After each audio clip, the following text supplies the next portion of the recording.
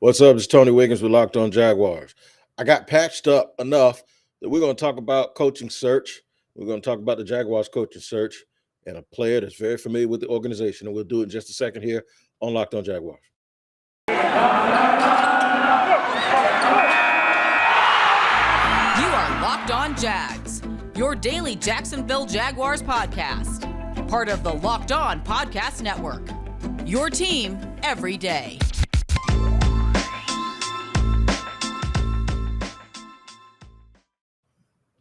What up, folks? Welcome to Locked On Jaguars, another edition of Locked On Jaguars. I'm Tony Wiggins, and we thank you for making us your first listen every day. Locked On Jaguars is your team every day, and that's how we do it here on the Locked On Podcast Network, and we appreciate you. Remind you, we're free on all platforms, YouTube, all other platforms. We're free. Make sure you join us and hit the like and subscribe button on YouTube. A lot has gone on since y'all heard from me last. I think it was a couple of days ago was the last day I recorded. I've been a little bit under the weather, so I appreciate you guys hanging in there with me and all of the well wishes also that I received. Not quite 100%, but I'm good enough. It's a difference between being hurt and being injured. Sometimes you just got to get back on it and keep pushing and try to push through. But thank you to everyone for reaching out.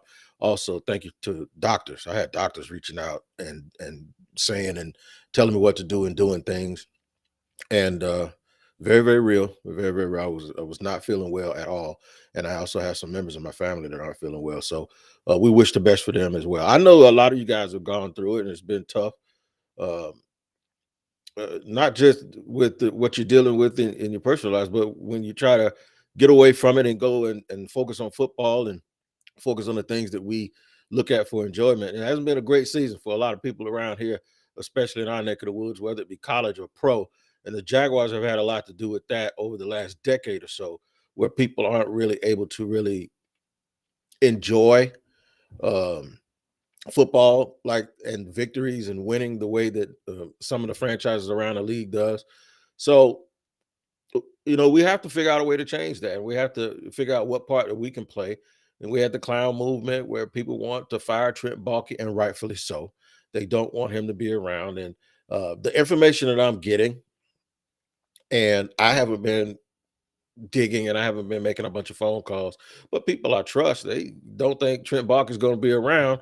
And the reason why is because they think one of the leading candidates, is a guy who wants to bring or maybe explore something else. And that person is Byron Leftwich. Tampa Bay offensive coordinator Byron Leftwich appears to be the guy that people are focusing on, even though Jacksonville still has more interviews to do. I think the Jacksonville Jaguars, by the way, are your team is interviewing everybody who is out there. So what we won't have is a situation where if they don't make the right choice, is because they didn't turn over every rock. They being Shad Khan and of course Trent Baalke, who I just mentioned. I think they're turning over every stone, and I think the process is a little bit backwards, but they're really, really I think they're interviewing everybody out there who's available, and they should be interviewing general managers. Shad and Mark Lampy should be interviewing general managers, but that's not going on. So we'll fret over their process another day. But for me, what I'm noticing is there's starting to be a trend towards Byron Leftwich. So we're going to focus on Byron today. Talk about the pros and the cons, if there are any cons to hiring. No pun intended, by the way, to Shad Khan, CONS. But to see if there are certain things that should hinder him from becoming a great head coach here in Jacksonville, and should his past have anything to do with it? So we'll make sure we discuss all of that. And what I mean his past as a player. There are lots of folks that keep alluding to the fact that he has connections to the organization. By title, yes, but Dan Edwards is leaving this year, the longtime communications director or vice president of communications. Dan Edwards is probably going to be the only person to have any connection to Byron Leftwich in this building. When Byron Leftwich was here, Wayne Weaver owned the team. This is a totally different staff. So when folks say he has a connection to the building, you have to really be saying he has a connection to the community, and he has a connection to the consciousness of Jacksonville Jaguars fans. But he's not going to be connected to anyone in that actual building or organization that was here when he was here. because there aren't any. So when you discuss the fact that he has a connection to the consciousness of the city, you can't avoid talking about what type of relationship that was. And for people that I know that know Byron very well, and from my own personal recollection, it wasn't great for him when he was here as a player. Uh, First of all, there was some concern, or there was some doubt whether or not the coach at the time wanted him. Shaq Harris was the GM, and if you recall in the draft, there was this little thing going on between them and Baltimore where somebody didn't make their pick. I can't remember if it was Jacksonville who skated the pick, or Baltimore who skated their pick, or whatever. But apparently it was Byron Leftwich and Terrell Suggs. I think Jack Del Rio, who's the coach, wanted Terrell Suggs. Terrell Suggs going to the Hall of Fame. But Shaq Harris, if I'm not mistaken, the story was he wanted Byron Leftwich. So however it went down or whatever, Byron was never ever received here the way a number one or number 7 or 8, number 9 or whatever pick he was would be accepted. There was always just this trepidation with him. Now, under Jack Del Rio, I heard that happened to multiple people. I heard that also happened to a couple of free agents that came here. One I'll mention in particular is Drayton Flores. I had players tell me after the fact that Jack treated Drayton like crap in practice, and you could tell he didn't want him. So Drayton was only here for like a year, I think, a year, maybe 2 years, and then he left. Ironically, Drayton's career before he became a Jaguar and his career after he left the Jaguars was outstanding, filled with big plays and touchdowns and pick sixes and playoff appearances.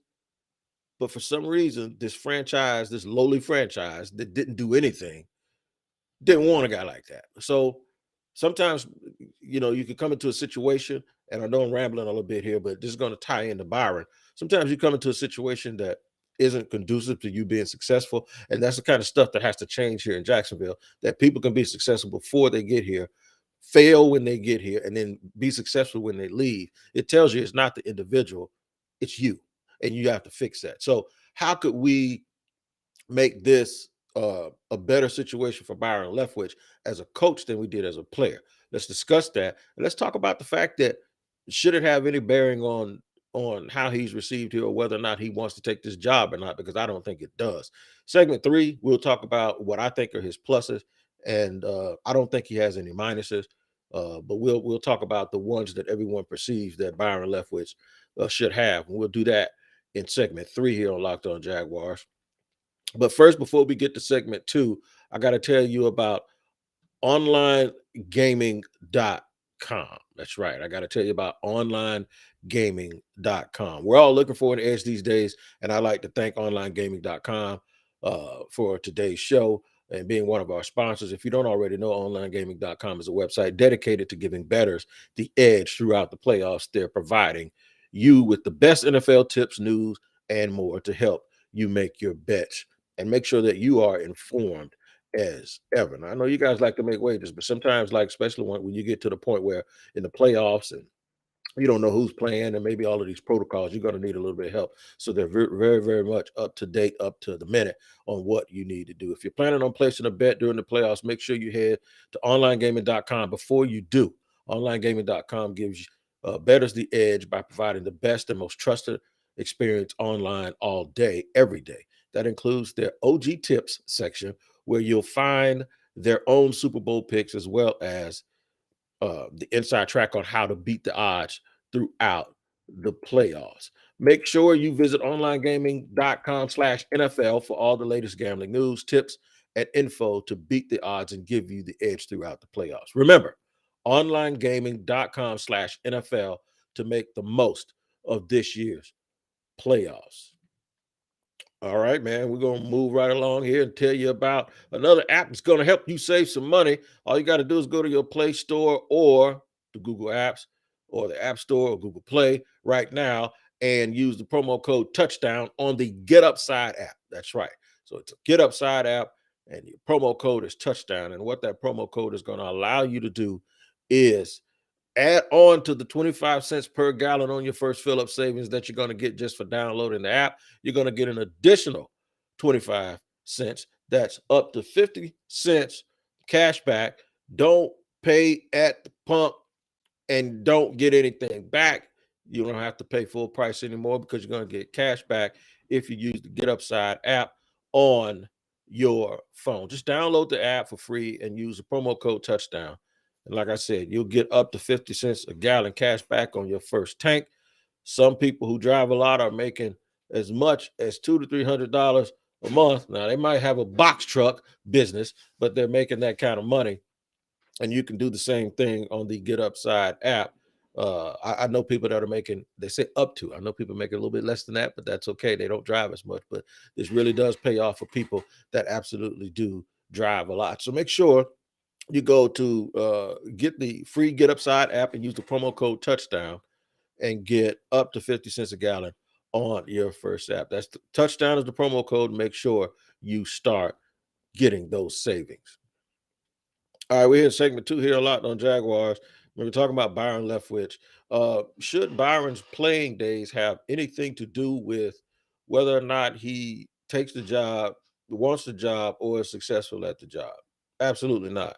It doesn't have anything to do with anything. And for me, I would be incentivized to come back to the place where I did not succeed as much as a player. I would find it flattering that that place would want me to now come back and be a leader of men, especially if I was a guy that played the quarterback position, because the parallels between the quarterback and the coach are you're the face of the franchise and you're a leader. So to think that, okay, back then they didn't want me, now I'm hot, they all on me, sort of Mike Jones type thinking. The way I feel about it is what I did as a player, what I didn't do as a player, it doesn't matter. I mean, John Lynch didn't play for the 49ers. He played for Tampa. Tampa didn't sign him up to be the GM. The 49ers did, right? So John Lynch is doing what he's doing as a 49er. It has nothing to do with the fact that Mark Brunell, he's the quarterback's coach in Detroit. He didn't play for Detroit. He played for Washington and Jacksonville and New Orleans. So I think what he did here as a player is what he did here as a player, right? Just think about it like this. He also went to Tampa at one point, and I don't think he stayed at Tampa, and he wasn't ultra successful at Tampa, but he's in Tampa now as the offensive coordinator, and he's a Super Bowl winning offensive coordinator. I don't think those things really should have anything to do. Now, what I mean when we talk about Byron, we're not just talking about what happened to him on the field. We're talking about a little bit of what happened off the field. And what happened a little bit with Byron off the field at the time was there were some things that had some racial overtones with him. And Byron, I know his dialect very well because he grew up in D.C. and I grew up in D.C. So the way Byron spoke and the way that he carried himself, it wasn't foreign to me because, well, I just, I recognized it from my days, growing up. That's almost like if you would have gone up north back in the day a little bit. And it's hard for me to realize that I'm actually saying something that happened in the 90s is old school, but it kind of is these days. The guys, some people weren't ready for guys up top to have country accents, right? It's like when Brian Kelly got introduced to LSU and all of a sudden he thinks he has to put on his accent that he's and he's really from the Northeast. Well, it came across as phony. Well, Byron was never phony. Byron was real, and there was just people around here that didn't accept it. There was something else too, and I recall this. And this didn't even involve people that weren't black. This involved people who were black. I recall having a conversation in the barbershop. Now, granted, this wasn't a conversation where everyone felt this way. It was a conversation where one or two guys brought it up, and it became a debate that lasted for hours. When our quarterbacks weren't playing well, whether it went from Byron to Garrard, I actually had a guy, a black dude, say this to me: "We need a white quarterback." Because at the time you had Byron, Garrard, and Quinn Gray. You had three black quarterbacks. We need a white quarterback, and I was just like, "Dude, are you serious? Are we really going to do this? You're saying that we actually need a white quarterback?" I'm sitting here thinking like, no, we do not need a white quarterback. I mean, we just need a quarterback who can play. We need a quarterback who can play. It doesn't matter what color you are, right? So for me, the conversation that was had was ridiculous. And a lot of the other conversations that I was having and was hearing from people were equally ridiculous about what color somebody is and whether or not they could play. We hadn't quite got to the point where we are now, where outside of NFL coaching jobs, and ironically, he's a black guy who's in a running for a job right now, that nobody really cares about that to a certain degree. And I said to a certain degree, so I don't want people getting on me acting like I'm being ignorant, but nobody really cares about that to a certain degree. I I don't think a guy like Byron, who's in his 40s, is going to sit here and worry about things that happened to him when he was 20. And I'm not going to say I'm offended by it, but I do think there are a lot of people that don't understand how we move culturally, that don't get the fact that uh, we, you don't like going through it, but sometimes when you use it for motivation to move, to elevate you, and sometimes when you use it, and if you don't, I'd rather not have it happen, but when you don't allow it to affect you and you continue to move on and you continue to be a professional, and then when you get to a point where uh whatever happened to you didn't kill you, and you use it as motivation, and you use it as something to sort of fuel who you are, and you're now at the precipice of your coaching career. There's some people that don't get that. Usually people in that situation believe something like this: in spite of, I survived, and in spite of all of that stuff, I'm here now. uh and to say that he wouldn't take a job because of what happened to him here, I think it lends a little bit of level of understanding that you don't have about what motivates people like him. And and I'm not speaking for him, but what I am telling you is this: if it was me, I want to come back. I want to come back here and win. I want to go back to the place where everyone thought I was a failure, and take this franchise and put them on my back and carry them to the promised land. It would just motivate me to do that, because essentially what it does is sort of wipes away, and it sort of kind of gives a lesson to people, like, you never know who you're gonna need one day. You never know who you're gonna need one day, and you never know. It's almost like you didn't break me. And it's not to the whole community, and it's not to everybody, because there's gonna be a lot of people that's on his side. There were a lot of people that's on his side back then. This ain't all.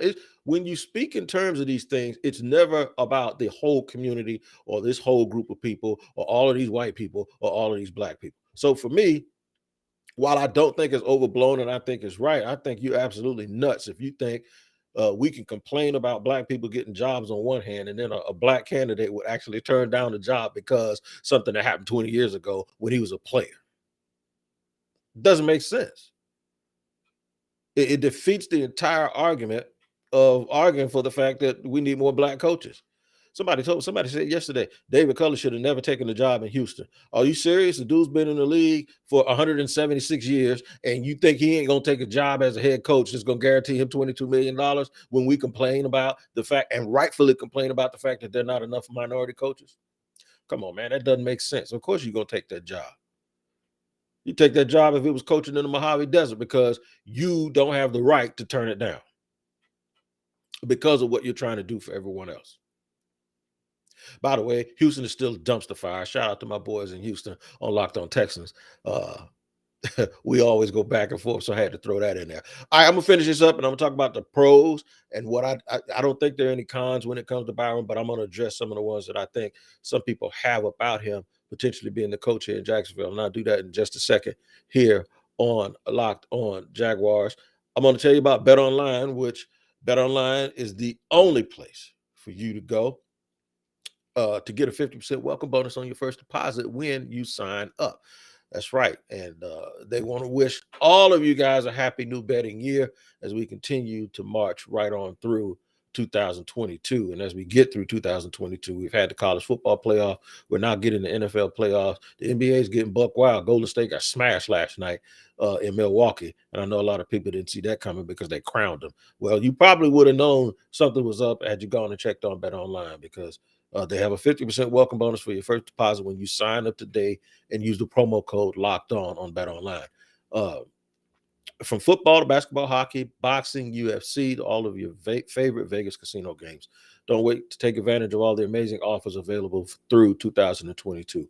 BetOnline for sure is the fastest and easiest way to wager on all of your favorite sports. BetOnline is where the game starts. And my day starts by me eating a Built Bar for breakfast. That's right, with some hot tea or some hot chocolate. And it is going to make sure that you get your day going with a very, very delicious snack that's also good for you internally because it only has 130 calories, most of them, and with 4 grams of sugar, 4 net carbs, and 17 grams of protein. And it's covered with 100% chocolate. So it's actually going to feel like you're eating a candy bar early in the morning, but you're really not. You're eating a Built Bar, the best tasting protein bar in the world. My favorite one is the salted caramel, but you can find yours and figure out what your favorite flavor is by going to built.com and use the promo code LOCKED15, and you're going to get 15% off of your order. I'm going to tell you again, go to built.com, use promo code LOCKED15 for 15% off at built.com. Check them out on social media on Twitter at @bar_built for all the latest information. All right. Third and final segment here on Locked On Jaguars. I'm Tony Wiggins, making it your team every day, and we thank you for making us your first listen as well. Pros and cons to Byron Leftwich as a head coach. Let me go with the perception of a con, which I don't think exists, and that is that he's not a play. How long has he been calling plays? And if we say that one more time about a coach, specifically an African-American coach, I'm going to go slap crazy because I don't know if y'all know, but if you look back over the last, I don't know, 10 years, a lot of coaches have gotten jobs that didn't call plays. Any coach that worked in Kansas City and eventually got a job, you might as well know that were they really responsible for it? Any coach that is a defensive coach that got a job that left New England, you really have to wonder if they were really in charge of the defense or was there a big brother circling over them, right?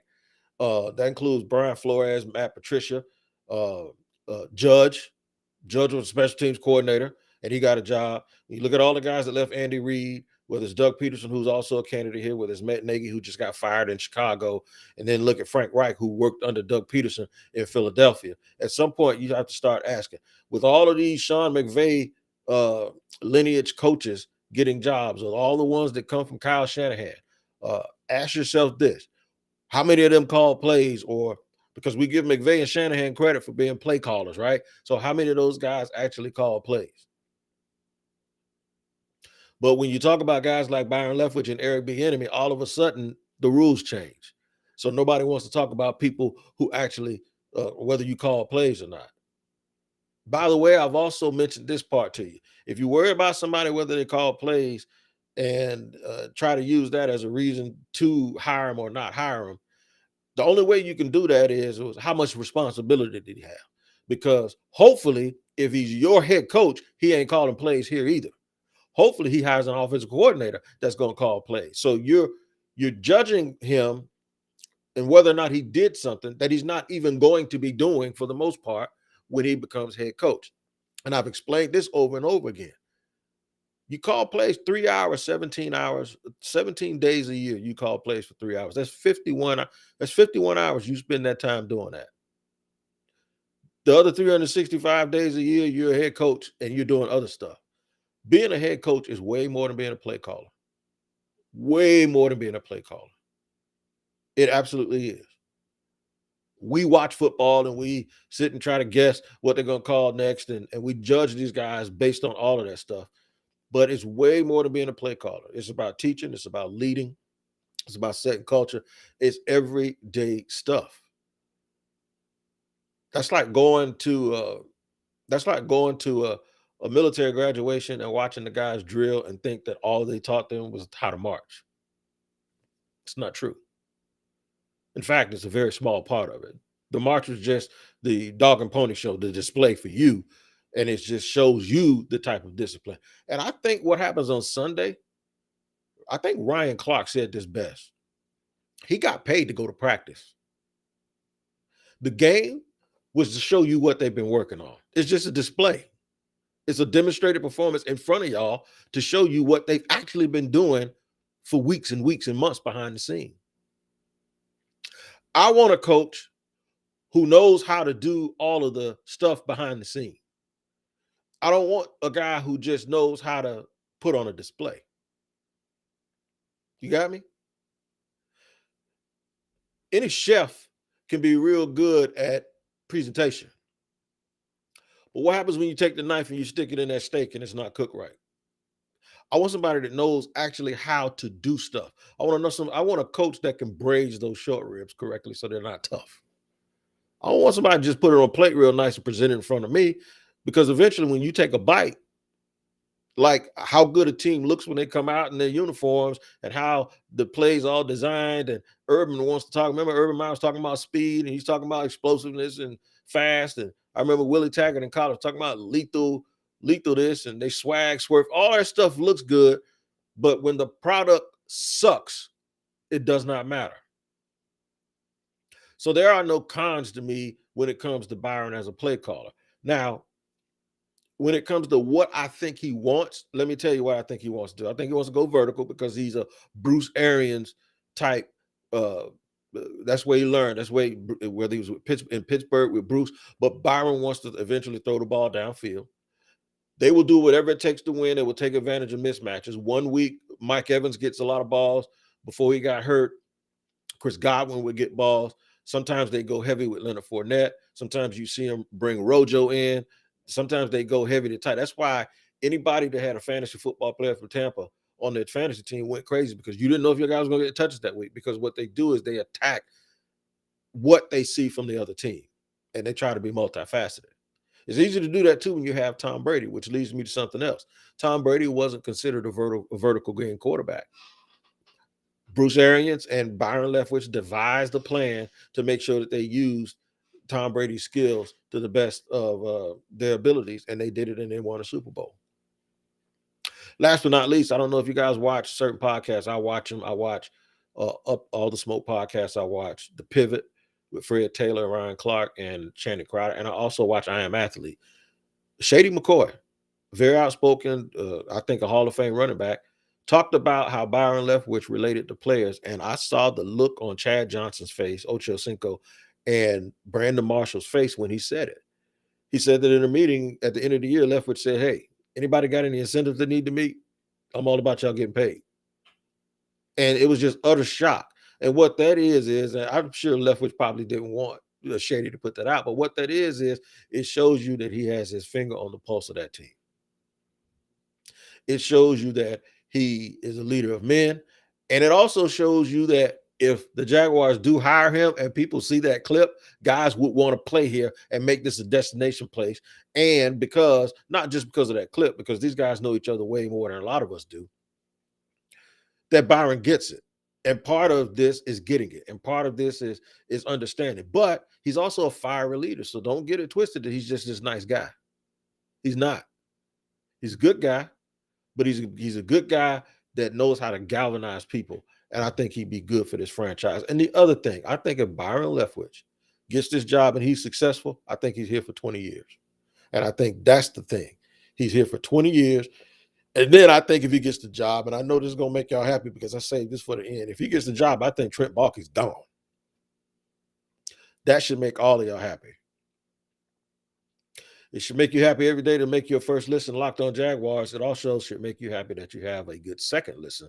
And the second listen will be the Locked On Bets podcast with your boy Q and analyst Lee Sterling. We're going to hit you everywhere. You want to make a bet? I'm going to tell you, man, we're going to hit you at every single angle. You need to check out the Locked On Bets podcast, and all of this stuff will start jiving up before you make your bets. Make sure you tune into the Locked On Bets podcast, like and subscribe wherever you get your podcast. It's free on all platforms. I'm about to run out of breath, man, because I ain't quite well yet. The steroids are kicking in, but I want to thank you guys for making me your first listen and hanging in there with me all week. I'll probably do a bonus episode for you guys this weekend because I did miss a couple of days. And especially if there's any coaching news, I'll do an emergency podcast for you. Until then, you guys do what I say. Always take care of each other, and we'll see you next time here